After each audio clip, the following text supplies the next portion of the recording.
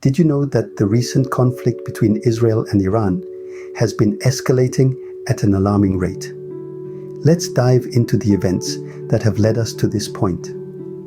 The story begins back in August of 2022, when an upsurge in violence took place in Gaza.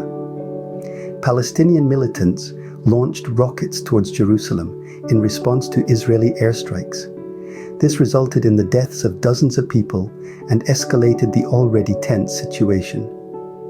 Israel targeted key commanders of the Islamic Jihad, leading to retaliatory rocket attacks. The UN stepped in, working to restore fuel supplies amidst power shortages and water contamination in Gaza. Fast forward to November of 2023, when the US launched airstrikes on an alleged weapons storage facility in eastern Syria, linked to Iran. This was in response to attacks against US personnel in Iraq and Syria.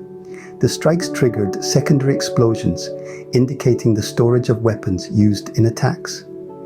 The situation raised concerns about a broader conflict escalation, particularly amid the Israel-Hamas war. The US deployed additional military forces to the region to deter further escalation. Now, let's move to just 10 days ago, when a deadly Israeli strike on an Iranian diplomatic facility in Syria significantly escalated the ongoing shadow war between Israel and Iran.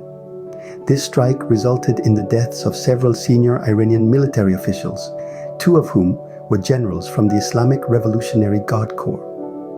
Iran blamed Israel for the attack and accused the US of enabling it, vowing revenge and escalating tensions in the Middle East. This brings us to the present day.